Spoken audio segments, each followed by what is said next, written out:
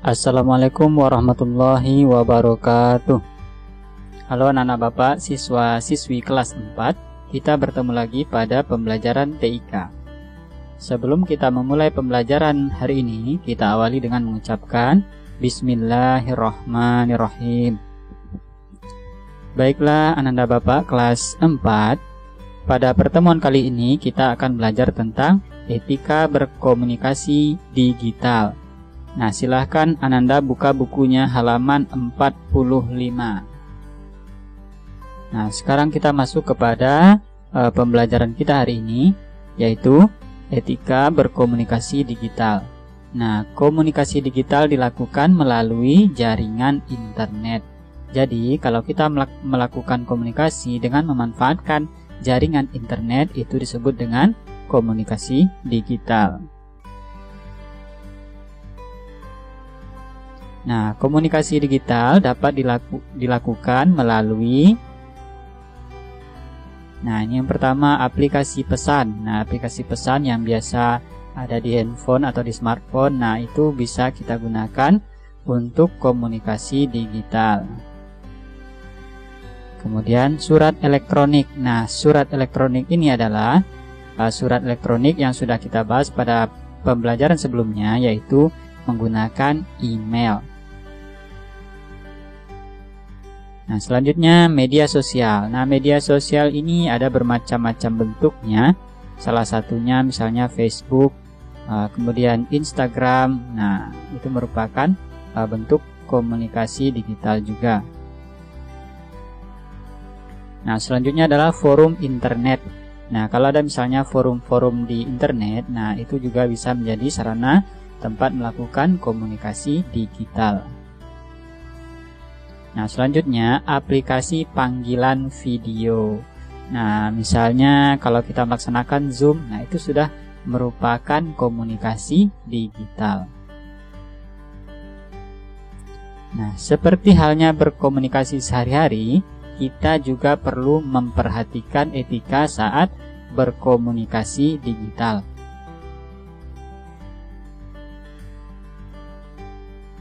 Nah, apa saja ya etika berkomunikasi digital itu? Nah, yang pertama, hindari penggunaan huruf kapital berlebihan. Yang kedua, mengutip seperlunya. Yang ketiga, menjawab pesan pribadi.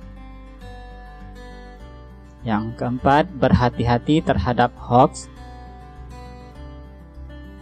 Yang kelima, menggunakan bahasa yang baik dan benar. Yang keenam, hindari mengirim konten yang melanggar hukum. Yang ketujuh, bersikap santun.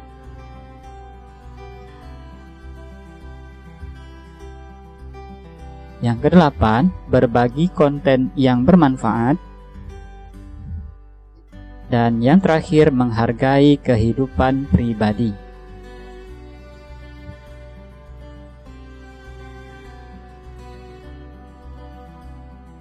Yang pertama, hindari penggunaan huruf kapital berlebihan. Penggunaan huruf kapital yang berlebihan mengesankan bahwa pembicara sedang berteriak, seolah-olah orang menyampaikan pesan tersebut sedang menggunakan emosi atau dalam keadaan berteriak.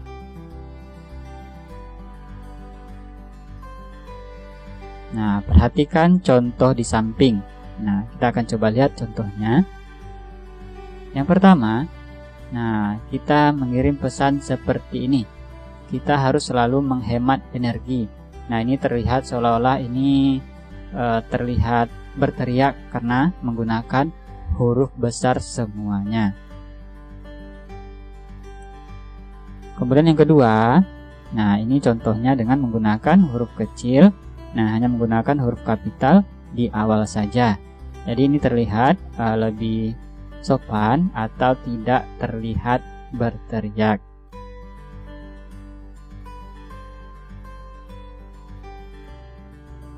Nah, ini terlihat perbedaannya.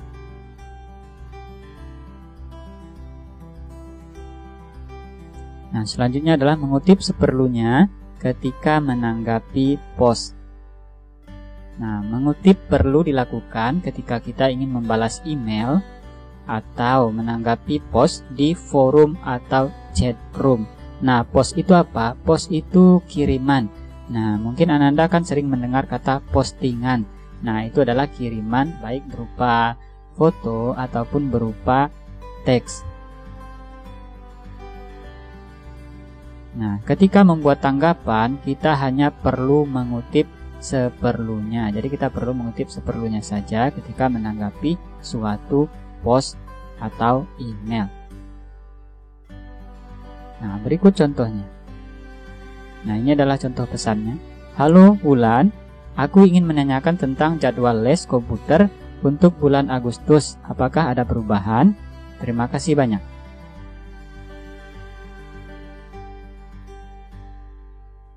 Nah, ini adalah pesan dari pengirim. Kemudian contoh jawaban. Nah, ini adalah bagian kutipan pesan dari pengirim. Aku ingin menanyakan tentang jadwal les komputer untuk bulan Agustus. Apakah ada perubahan? Kemudian ini adalah jawabannya. Halo Hanum, ada perubahan sedikit untuk jadwal les, yaitu menjadi Senin, Rabu, Jumat, jam 15.00 sampai 16.30 WIB. Semoga membantu. Nah, ini adalah jawaban penerima pesan. Nah, selanjutnya menjawab pesan pribadi. Nah, jika kita menerima pesan pribadi, jawablah pesan tersebut secara pribadi juga. Hindarilah menjawab pesan pribadi dalam grup. Kalau misalnya seseorang melakukan atau mengirim pesan secara pribadi kepada kita, kita balasnya juga melalui pesan pribadi. Jadi jangan membalasnya melalui pesan di dalam grup. Hal itu akan berakibat seluruh orang di dalam grup tersebut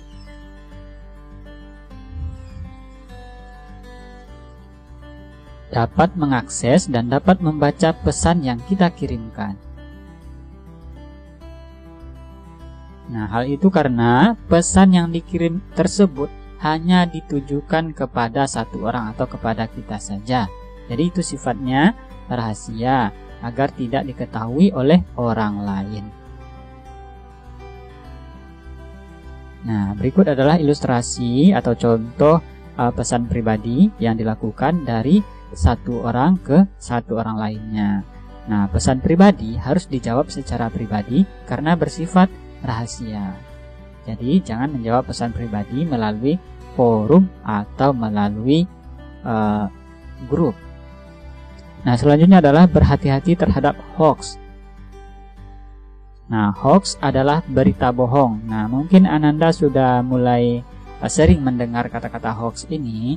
Nah, hoax itu adalah berita bohong atau berita yang tidak memiliki kebenaran.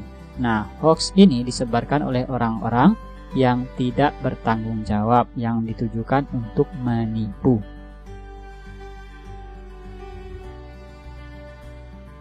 Nah, apa yang harus kita lakukan untuk mengatasi hoax? Nah, yang pertama, berhati-hati dengan judul yang bersifat menghasut.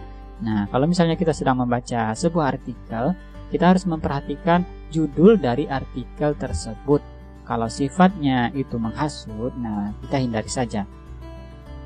Kemudian yang kedua, cermati alamat situs yang menampilkan berita.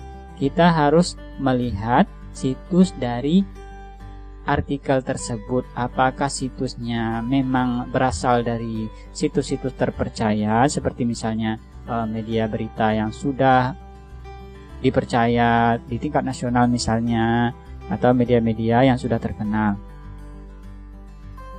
Kemudian yang ketiga, periksa kebenaran berita melalui sumber yang terpercaya. Jadi kita harus memeriksa kebenaran beritanya melalui sumber-sumber yang terpercaya, misalnya berita di televisi, kemudian media cetak atau koran, atau misalnya website-website dari media-media besar. Kemudian yang keempat, cek keaslian foto atau gambar. Apakah fotonya tersebut asli atau diedit sedemikian rupa sehingga menghasilkan foto yang memiliki dampak negatif di dalamnya. Kemudian yang terakhir, jangan ikut menyebarkan berita hoax. Kalau kita sudah merasa bahwa berita tersebut adalah berita palsu atau artikel yang kita baca adalah artikel yang tidak benar, nah jangan kita menyebarkan berita tersebut. Nah, selanjutnya menggunakan bahasa yang baik dan benar. Nah, dalam kehidupan sehari-hari kita harus menggunakan bahasa yang baik dan benar. Bahasa kita juga harus mudah dipahami, sama halnya dengan berkomunikasi digital. Nah, contohnya seperti ini. Hani, aku ingin bertanya tentang les komputer.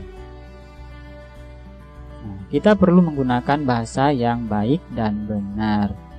Nah, misalnya kita akan mengirimkan pesan kepada Hani melalui email. Nah, seperti ini.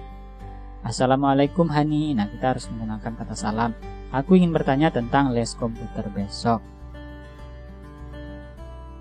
Nah, selanjutnya, hindari mengirim konten yang melanggar hukum. Nah, seperti apa konten yang melanggar hukum? Nah, contohnya seperti ini. Yang pertama, file musik, film, atau game bajakan. Kemudian yang kedua, file yang hak ciptanya bukan milik kita.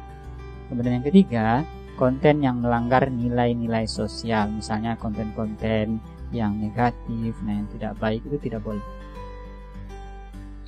Kemudian yang selanjutnya adalah konten yang berisi ancaman. Nah, itu melanggar hukum ya.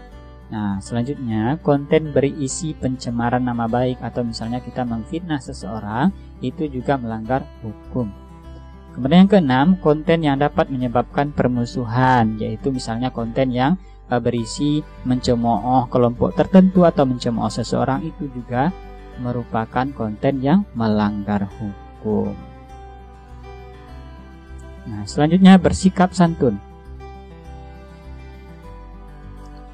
Dalam kehidupan sehari-hari kita harus bersikap santun, sama halnya dengan berkomunikasi digital. Nah, dengan sikap santun kita dapat menjaga hubungan baik dengan semua teman kita. Contoh perilaku santun dalam berkomunikasi digital yaitu menggunakan bahasa yang santun, menghormati orang yang lebih tua, tidak menghina orang lain, tidak menyinggung perasaan orang lain, dan meminta maaf jika melakukan kesalahan atau jika keliru. Selanjutnya adalah berbagi konten yang bermanfaat. Nah, konten yang bermanfaat adalah konten yang berguna bagi orang banyak. Konten tersebut juga berisi kebaikan dan tidak melanggar hak cipta orang lain. Contoh konten yang bermanfaat itu adalah yang pertama, cara belajar yang baik. Misalnya Ananda memberitahu ke teman-teman cara belajar yang baik melalui artikel. Nah, dengan mengetik atau membuatkan videonya, dibagikan kepada teman-temannya.